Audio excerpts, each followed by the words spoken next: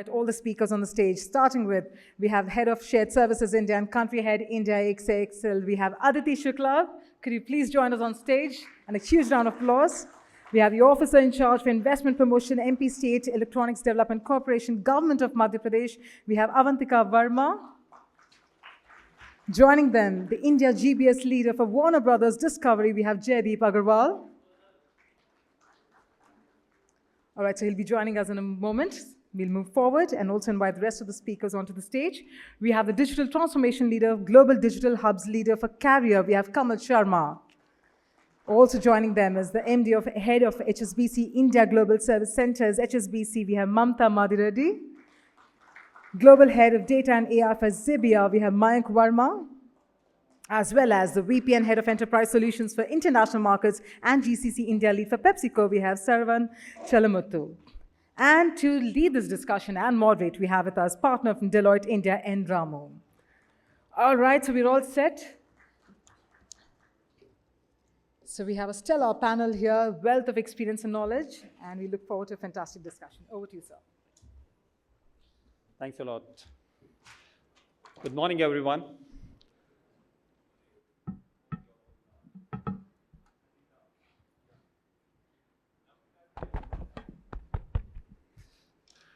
Welcome to this inaugural panel discussion, Bharat's Capability Quotient, the Rise and Rise of GCCs. I'm Ramu Narsapuram, partner with Deloitte India, and I'm delighted to be your moderator for this panel. Global capability centers have been emerging as pivotal players in reshaping global business landscape. Their rapid growth and evolutions are not just influencing our business models, but also driving significant innovation across various industries and geographies.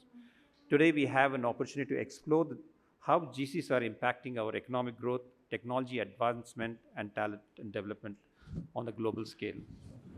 Over the past decade, Hyderabad has transformed into a prominent hub of global capability centers, witnessing a remarkable increase in their numbers from estimated 70 or 80 GCs in 2014 to over 200 GCs in 2023. I understand we constitute about 13 to 15% of the global GC centers in India, of which I understand is about 1,600 in number. How are these GCCs working together? What are they doing? Where are the opportunities for us to grow them?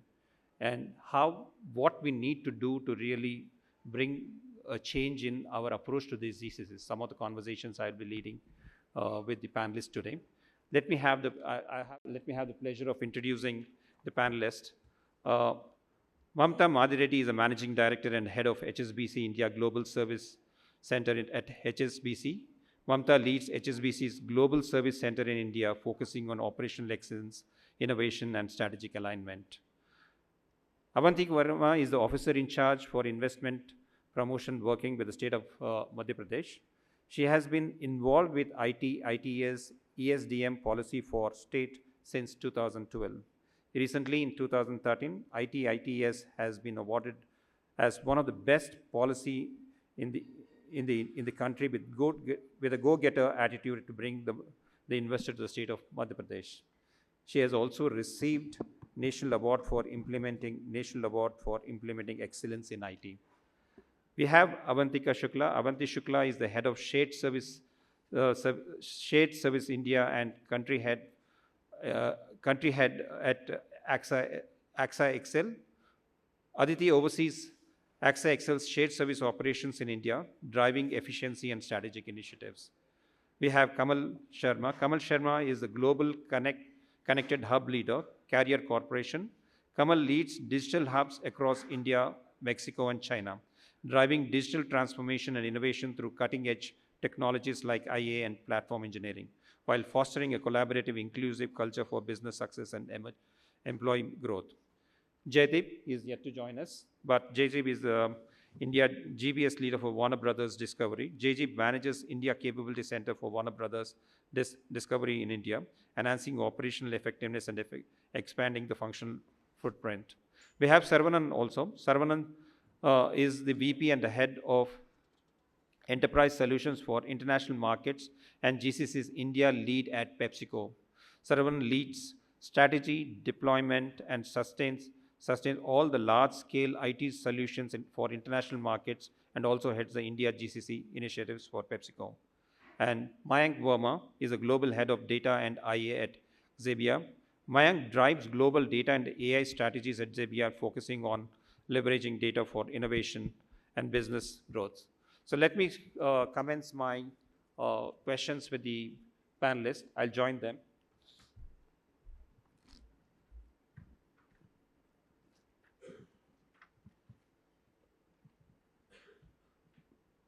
I'll start with Mamatha. Mamatha, you have been, HSBC is one of the oldest GCCs in Hyderabad, and not only in Hyderabad, but also in across India, like smaller cities like Vizag and other locations. So how do you see the, how do you get to the operational excellence and innovation and strategic alignment for HSBC, and how do you see this happening for GCCs across, considering that you are also on NASSCOM GCC Council? Yeah. Well, thank you, Ramu, for the question, and good morning, everybody. No pressure on me. I probably have to set the context for the rest of the day. So I think two questions there. One, of course, is HSBC and kind of what has been our journey. And second, I think forward-looking GCCs, kind of what are the trends around it. So you're right, HSBC, actually, the GCC will be 25 years next March. We were the first multinational bank to set up a GCC in Hyderabad. And being the first one, like we look at the maturity curve of the GCCs, we started actually being an outpost. Right? The primary driver of setting up a GCC in Hyderabad for HSBC was the cost arbitrage. Like it has been for many of the GCCs, who were set up many years back. And then through the years, the journey kind of moved into becoming a kind of an innovation hub, a satellite hub, and actually now really driving transformation from the GSC or the GCC in Hyderabad. And just to kind of quote some numbers, we have the largest transformation team for HSBC Group in the India GCC, the largest automation center for the HSBC Group in the India GCC. We do global research. All the research reports that get published by HSBC are actually done out of a GCC in Bangalore. So we really look at the nature of work that's kind of changed over the past almost 2+ decades, is what started off being very fragmented, procedure-driven. We will tell you what to do, don't question, don't challenge, very prescriptive, to what is now becoming transformation, innovation, strategic kind of initiatives being driven, from the GCC. So that's kind of really been our kind of journey, for the fact that we've been here for 25 years. But I also want to call out, it has not taken us 25 years to reach there. We've kind of reached the journey quite ahead. 2 or 3 things I think I want to call out as to what has caused, this kind of change is, one is just how do you kind of measure yourself, right? One, we started off being very productivity driven. So it's just very clear numbers, measures, productivity, cost, to now the conversation being, what is the value that we are adding to the enterprise as a GCC? And how do we then start to measure and report the value? I think that is kind of the change in the narrative that is happening. The maturity as well of the GCC and some of the global roles coming in. But more importantly, I think just the digital transformation and the technology, that's being driven from the GCC. So I think our story largely resonates with, I'm sure, what most of the GCCs have gone through, are going through. Not necessarily all the GCCs are starting in wave 1, as we call it, which was just an outpost or cost arbitrage. Because of the maturity of the industry, most of them are probably almost at wave 2 or 3, which is just being the innovation center, the transformation hub, or a satellite hub.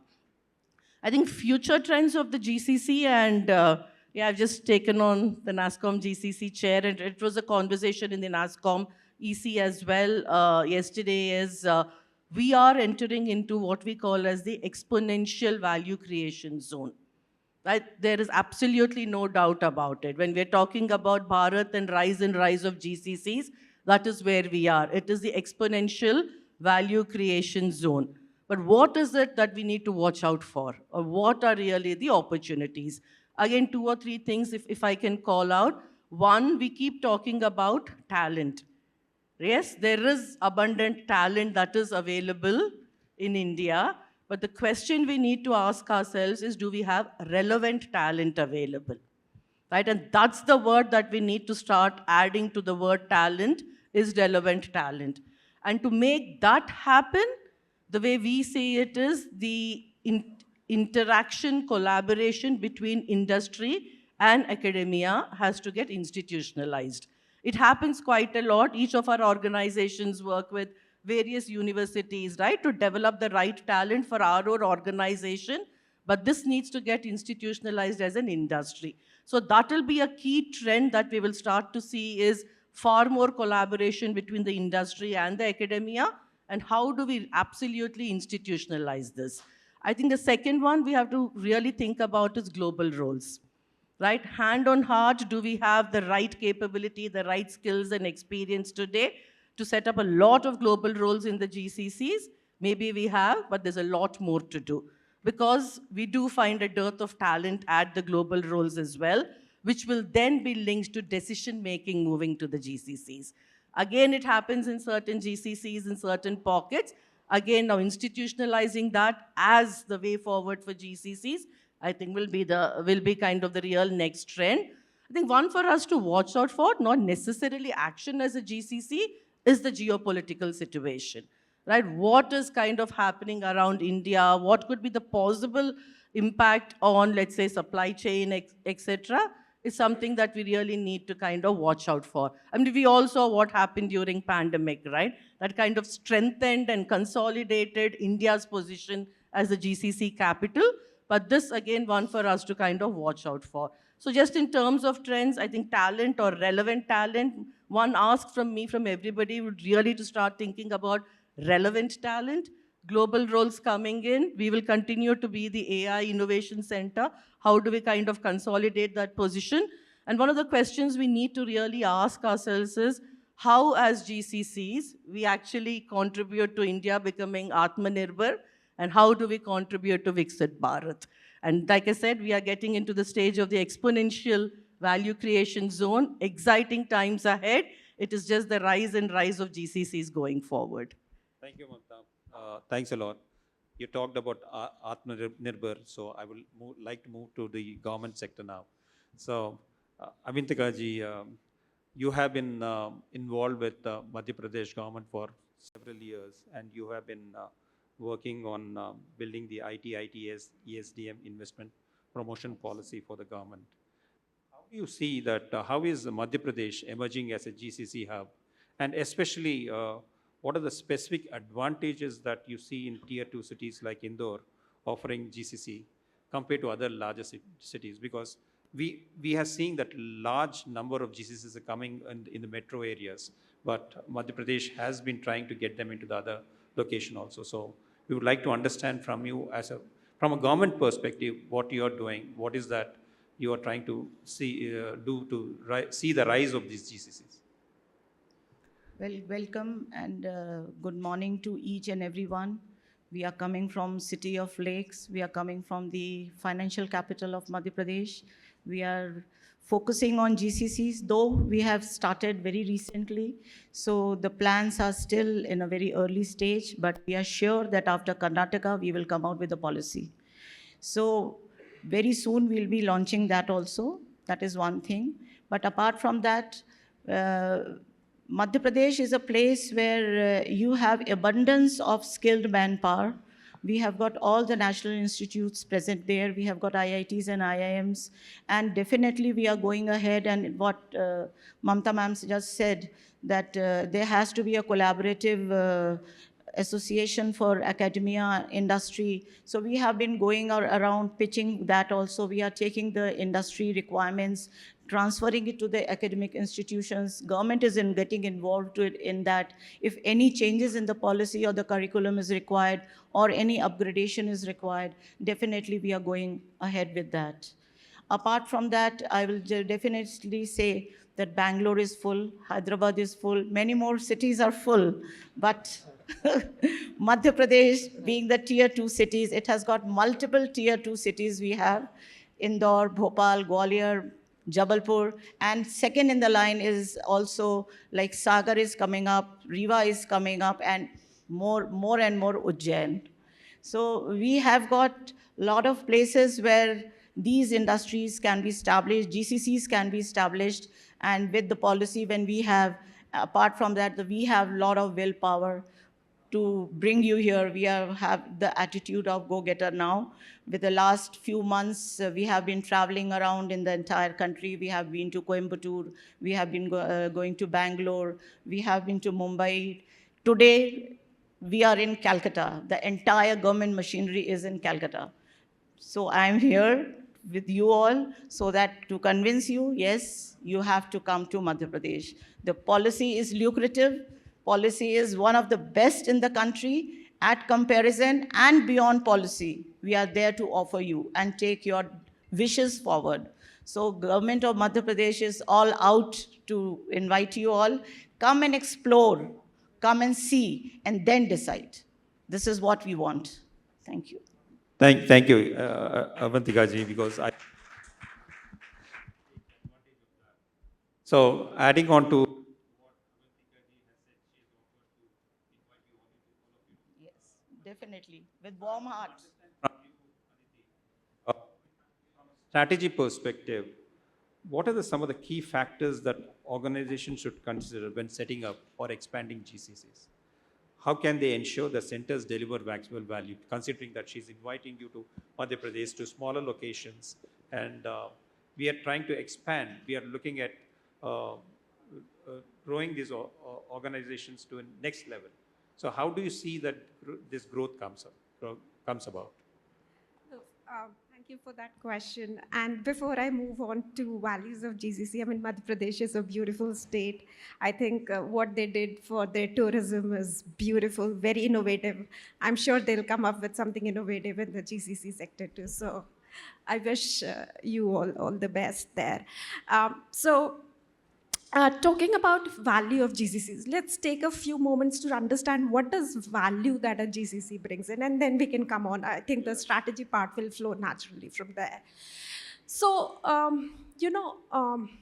Mamatha spoke about 25 years ago. We are slightly younger than HSBC, but 20. So we have also hit the third decade now. I guess there are two things. Almost 20 years ago or 25 years ago, early, JECS days, HSBC's days. I mean, the GCCs at that time, what I like to call them were just, fingers of their large organizations. Then they moved on to become the limbs of their organization. And then there was a time where a lot of GCCs would take pride to say that we are the spine of our organizations. And now, they're moving in to become the brains of their organizations, the true thought centers, right? The true leaders for it.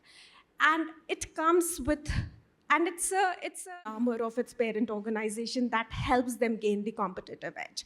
And that will happen via the right talent, which will then deploy the right technological solutions to get you there. It's all a continuous, seamless, I would say, proposition. And we do tend to create, segments and sectors of it, but it is all happening very, very holistically. When you're trying to build that talent and technology grids, you may say, governance comes in, communication comes in. How are you interacting with the local ecosystems? Probably understanding as if a particular state is pitching you in, what do you bring to that state? I think that natural give and take will also be very important. So while I think we all as leaders think about, okay, if I need to be in a certain city, what are the pros there? What are the risk factors there? What is the mitigation there? But I think we have to also be very, very conscious. What is it that we will bring in to the local ecosystems in alignment with the values of our global organizations? I think everybody now talks a lot about ESG, about, if I may just pick the S of the ESG, about CSR and what are we doing in there. And I feel GCCs can literally lead their organizations in building some of those social initiatives, which I feel are also very important. Just on the point of talent and the value that you would get. And I think, Mamatha, you made a great point on relevant talent, but I would want to add one more nuance or layer, if I will. I think sometimes you have to build the relevant talent. So I can talk about 20 years ago when we started, we were large commercial PNC. Forget GCCs, India doesn't have a large commercial PNC market of its own. Where were we going to get the talent? I was asked to lead the cat modeling team, and my first reaction was I was visioning felines on a rampway. I didn't know what the hell was a cat modeling.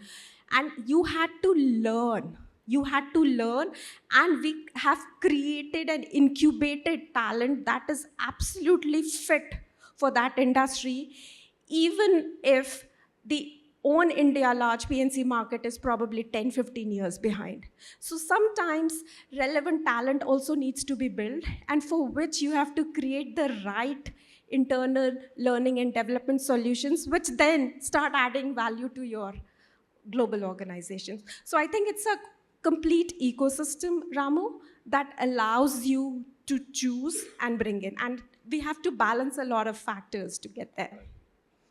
Thanks, Aditi. Kamal, the next question to you. Aditi talked about the value that we should bring in, but you being as a leader of digital transformation for career, how do you see this innovation and transformation within your company and within the GCCs around you coming up?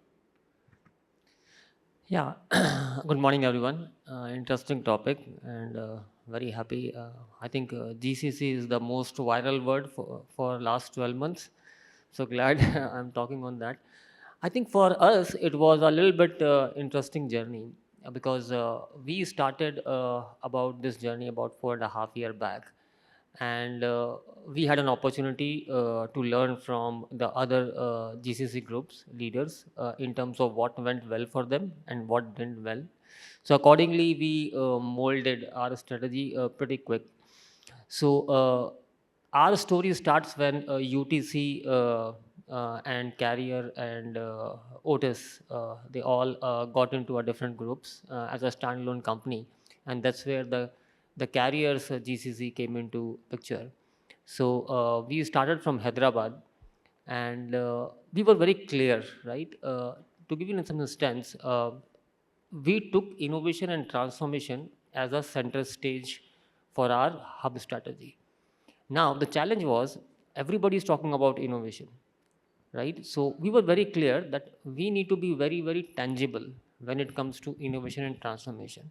So I'll give example like within Carrier digital team, team A also talks about innovation, team B also talks about innovation, and that distributed innovation, distributed outcomes is not leading to the right transformation because the communication gap, collaboration, was missing.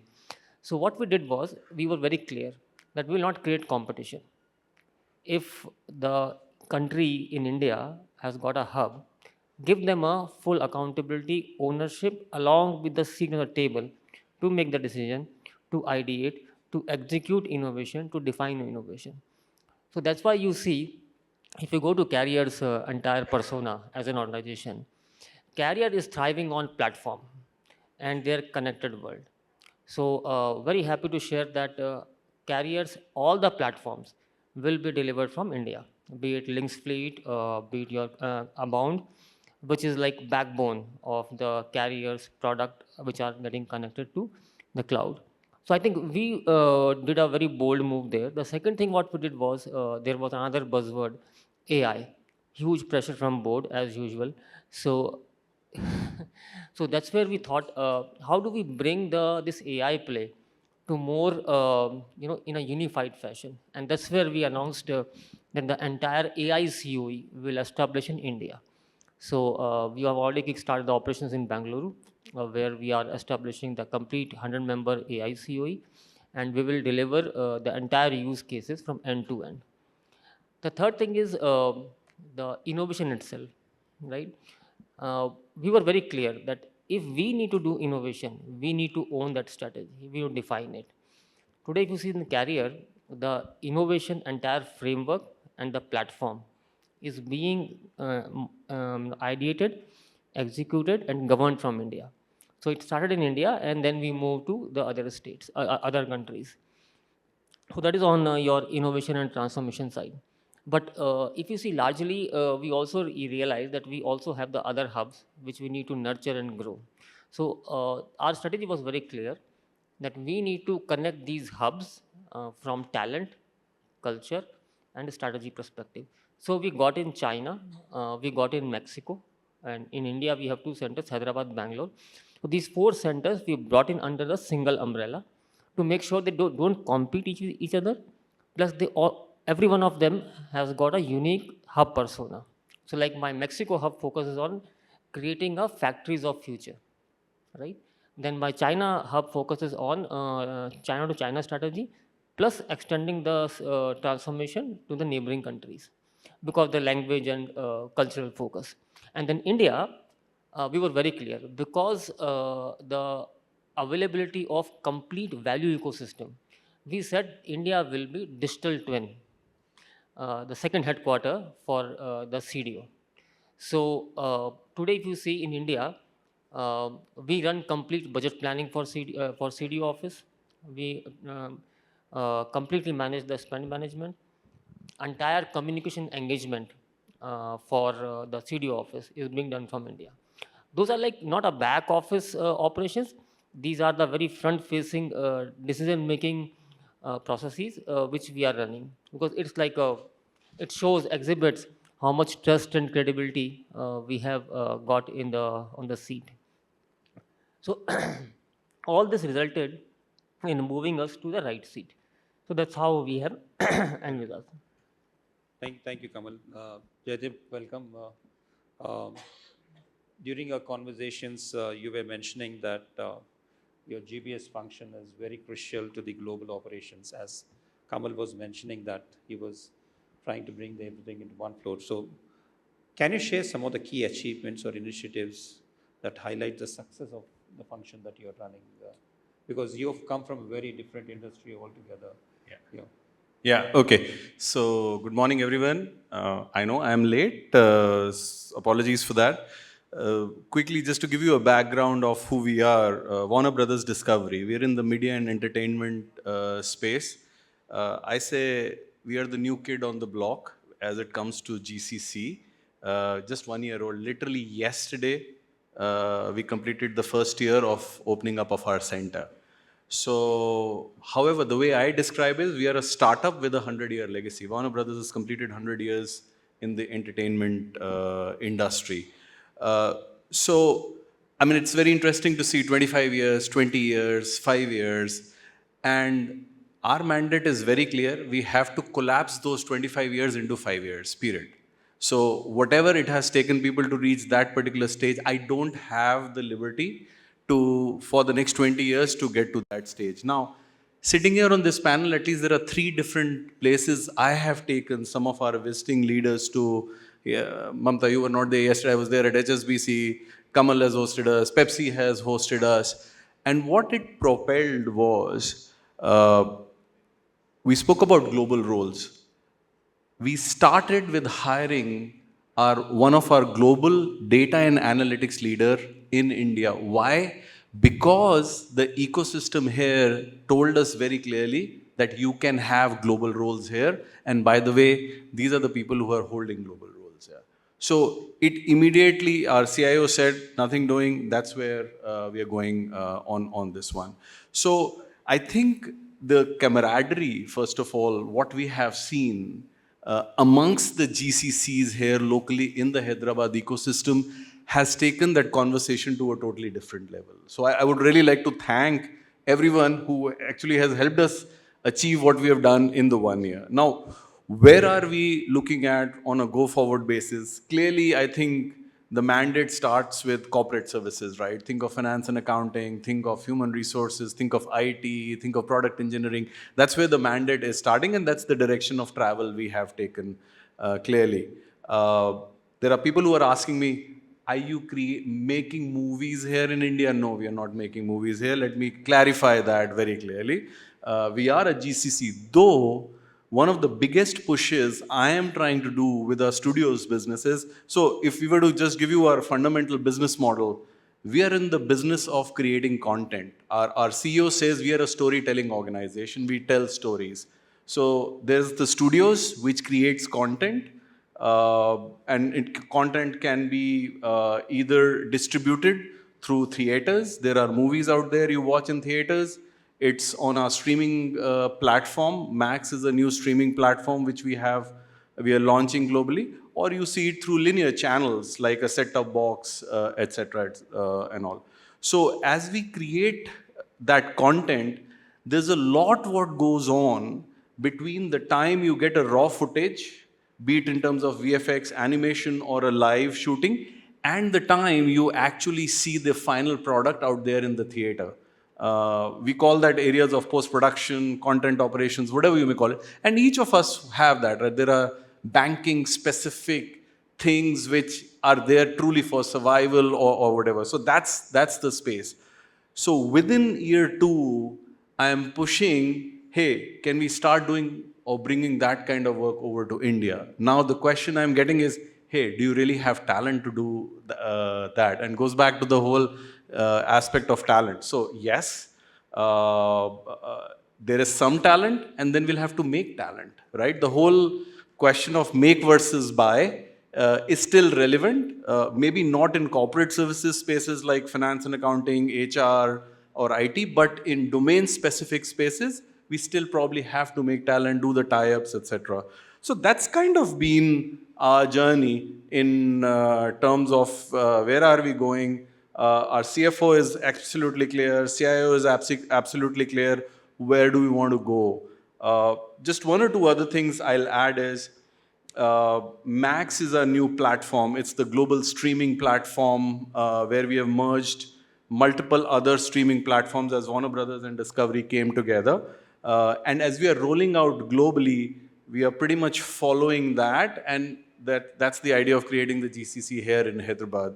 Fairly replicating a model where we have a regional center in Mexico City, we have a regional center in Warsaw, local regulatory, language capabilities, etc.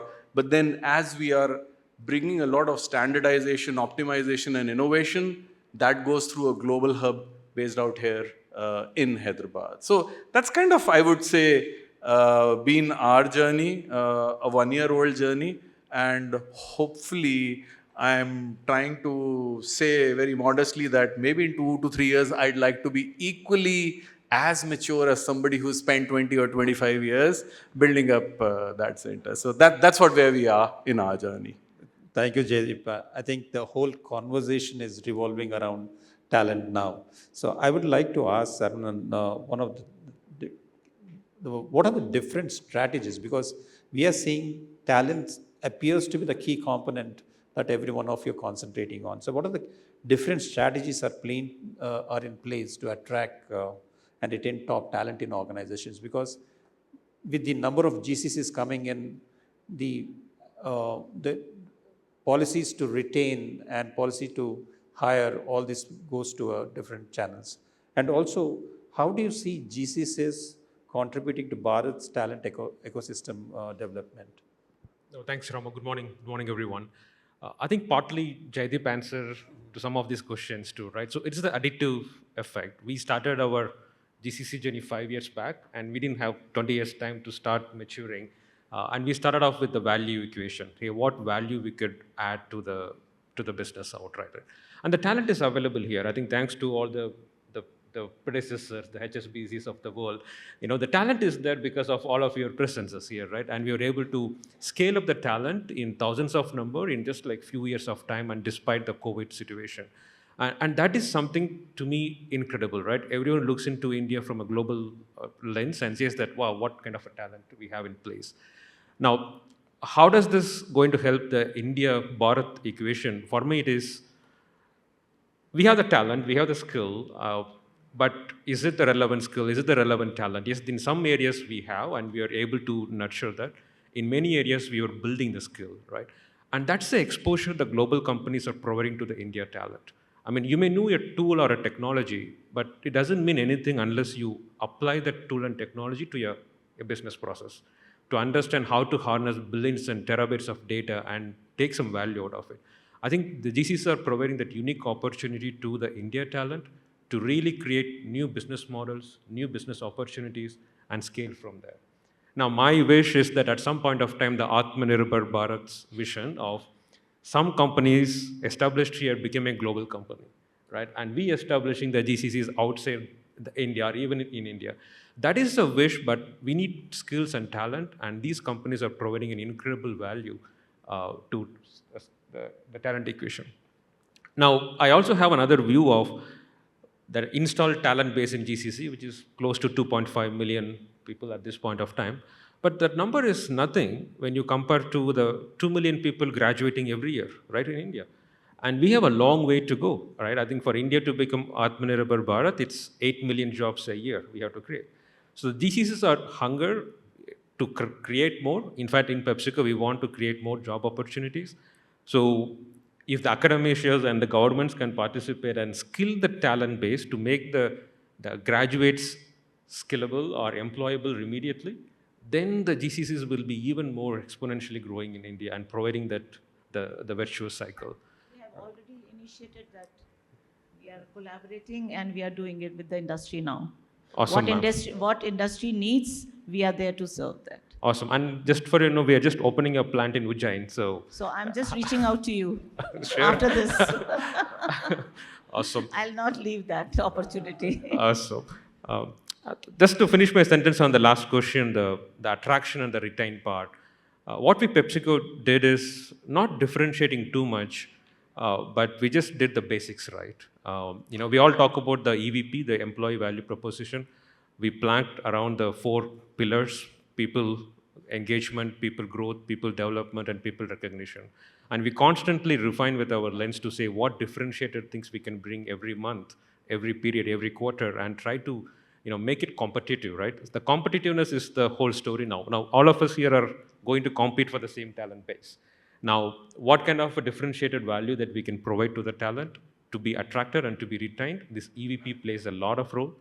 And what I learned in my journey is the learning appetite for the Indian talent, right? I mean, in our past history, we used to provide training if the skill is going to be used in the future. But now we have changed our policy. It is more of, hey, the digital transformation is all about continuous journey. We don't know what tool and technology will transform our business. So we now open that learning and development in a variety of ways to multiple people. And people have really appreciated, that kind of a thought process around opening the talent, opening the training equation outright. So these are the 2 fundamental things. And lastly, I will add is personalization of the employee benefits. We realized that there's a lot of generational gap here. Millennials, Gen Zs, and everyone here. One set of benefits is not helping everyone. So how do you segmentize and personalize some of the benefits to some generation is really paving a way for us in retaining the people around.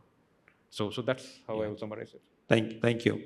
But from what we see is, from GCC perspective, is no longer like companies getting benefit out of it. It is also the governments wants to take, the economies wants to take. They have become the critical drivers for economic growth and technology-driven innovations for both local and global markets. Mayank, can you share us some examples how India-based teams have been contributing to transforming business models or driving significant business outcomes? Because this has become a key factor in being relevant not only for the companies that are coming in, but also for the economic growth and technology innovation. Sure. Good morning, everyone. So, just to give you a background about Xebia, so we started from Netherlands, then we shifted our headquarters to US, but our predominant office is in India.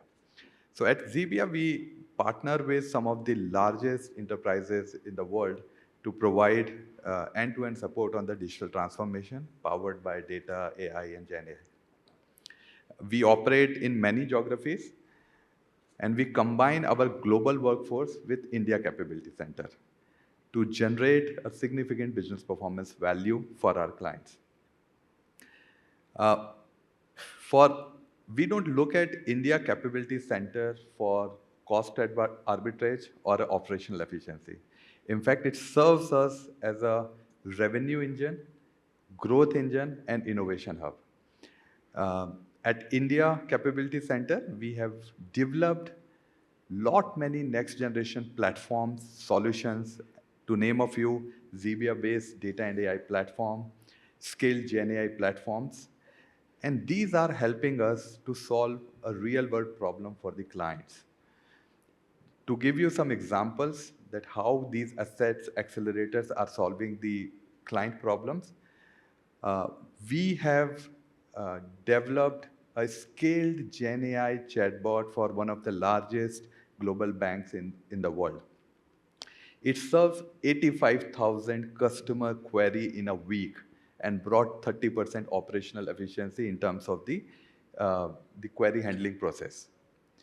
For one of the US retailers, we developed state-of-the-art data and AI platform, again leveraging our solution. It handles more than 10 petabytes of data. 15,000 pipelines are running around the clock supporting businesses. More than 115 AI, Gen AI use cases are running on that platform, supporting real-time insight and recommendation. For one of the streaming company, we are actually modernizing their streaming platform powered by AI. For one of the largest grocery retailers in the Europe, what we have actually developed their demand sensing forecasting solution. They have 1,100 retail stores, 27,000 grocery products. And Engine provides the forecasting for next 50 days for all the 27,000 products for 1,100 stores, makes it a billions of predictions every day in less than 2 hours. And all those are powered by the asset solution platforms developed by India Capability Center. What is working for us is that how we have integrated India Capability Center into our global operations, and how we have actually developed the capability, especially for data and AI, within the India Capability Center. So we have set the 5 principles for us. Number 1 is it should be business first, distributed consulting model. So we have the consulting team in India at India Capability Center. They work with our global team and the client to identify the business value use cases, map that use case with the ROI. Because what we say that it is no longer a technology game, especially when it comes to data and AI. It is all about value. So unless you know since beginning that if it is a business value, we won't be able to do a justice with this technology. So that's number 1. Number 2, we have taken the platform first approach, where we say that even if you start a small POC, MVP, but you should take up the platform first approach. The third is the embedded AI. We say that process should embed the AI, and both things should not be different. Fourth one is the trusted AI. Right now, problem is that people do not rely on the AI because they think it is a black box. Our approach is that it has to be white box. user should know that how it is generating the responses. And they should trace back to the nth level of detail that, okay, this is how the response is generated. So all our platform solutions, accelerator that we build, we white box it. The last but not least is the manage AI. Because if you work on large scale democratization of AI way, you need to have that power and the skill set that manage those 10,000 use cases, 15,000 use cases running across the enterprise. And that's where India Capability Center plays an important role. Thank you, Mayank. Yeah. From what I see is that we have companies which have started 25 years back. They have come with a lot of, from operation sites to the, almost to the AI stage, with companies like Warner Brothers and Warner Brothers Discovery coming and talking about moving their entire production backward into India. So my question is more on the, before I open the forum to this thing, to all of you is, what are the, as GCCs are evolving, what are the trends, future trends and opportunities that GCCs would have for emerging in the country? Aditi, you can go ahead. Okay, all right. So I guess the most important emerging trends we have already covered there.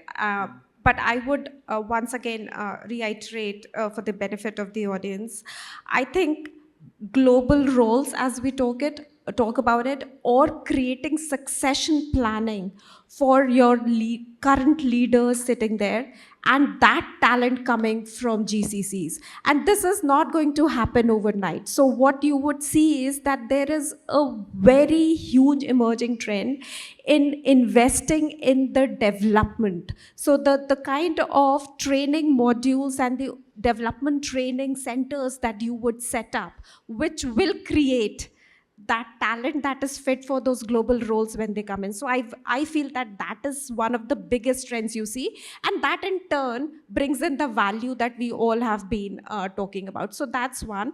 And I think my co-panelists just covered about how the Indian GCCs will lead the overall innovation for their global parent organizations. I think those are the two big ones. Mamatha, you wanted to say something? At some stage, I think we should really start thinking about whether we call us as GCCs as well.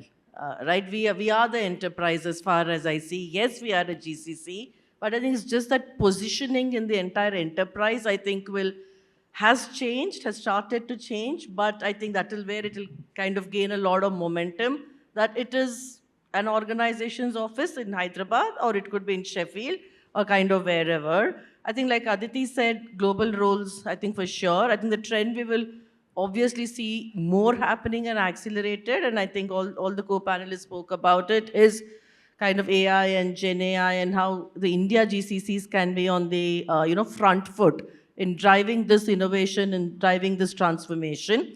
And I think what we'll start to see more as a trend is what Jaideep mentioned, right? Some of the GCCs, or large part of the GCCs, are looking to first set up global roles, set up the leadership here first, and then they can start to develop and scale the team. I think that switch is something that we will start to see happening more than probably what we saw in the last 3-4 years. So you foresee a lot of decision making happening in India rather than coming from elsewhere. Yeah. That is where it should be. It comes back to that conversation around, then do we have that talent? So it's a cycle, but I think that is what we need to really start to push forward in terms of more global roles, more decision making happening out of the GCC. And just 30 seconds borrowing on what Mamatha said, I remember something very interesting. So the positioning that she spoke about, I think there is a huge debate on extended team versus managed services. I mean, I won't go into there, but just the naming of it.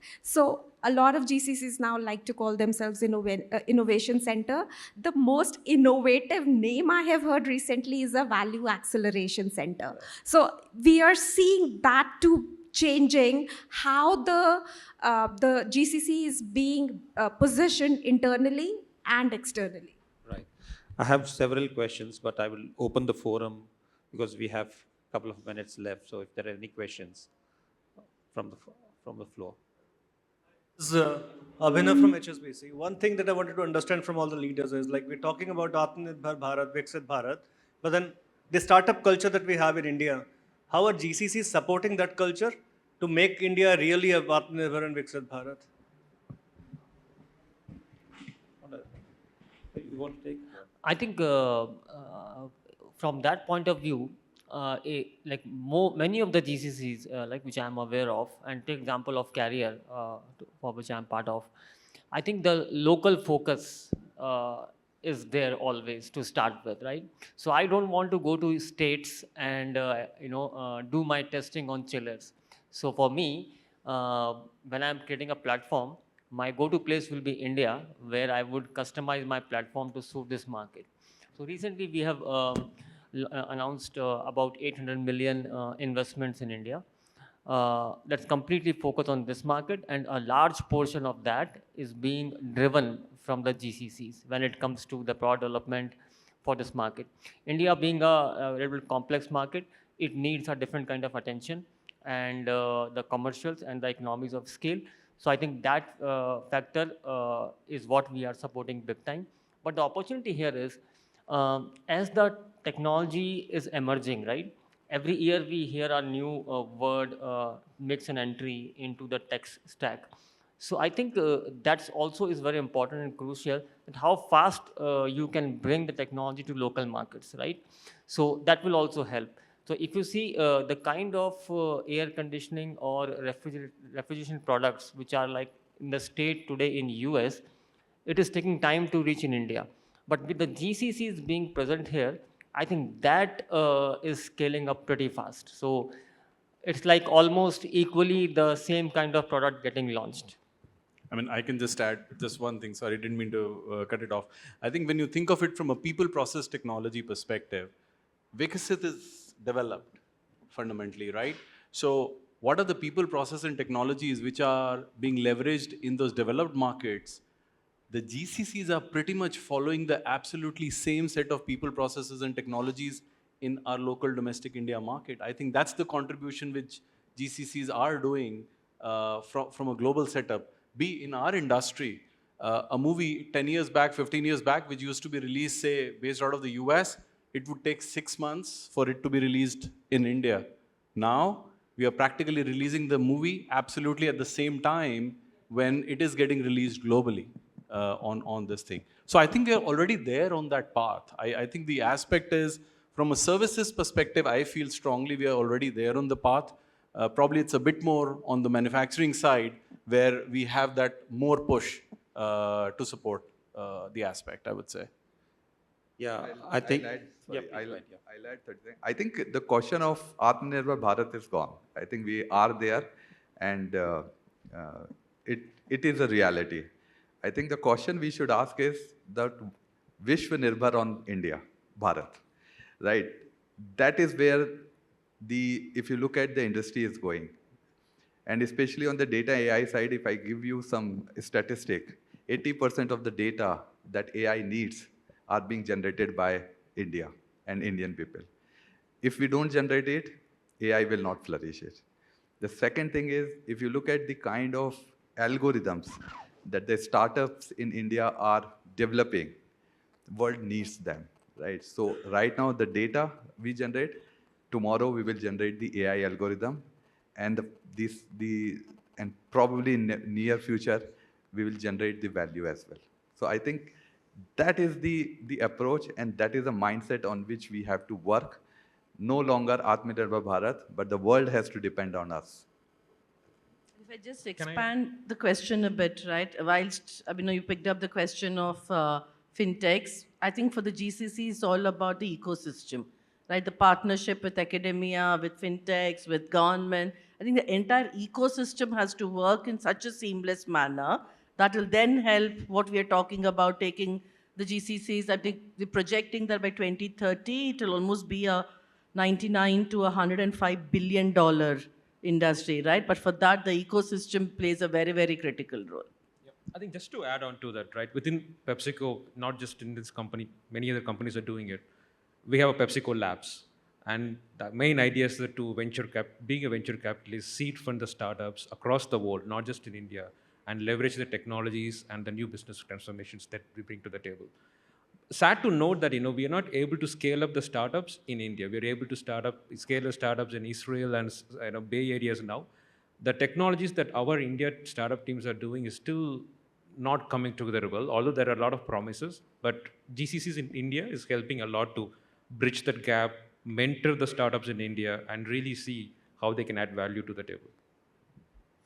I'll take one last question. We are on top of our hour, so if there's any other question. I have a question, but it's going to be a little controversial question. So it might involve some more time. So I can stop if you don't want to ask me. Because you say it's the last question and we are running out of time. If it takes time, we will take it offline. Okay. Yeah. All right. Let me then ask and probably leave it for all of us to think about it.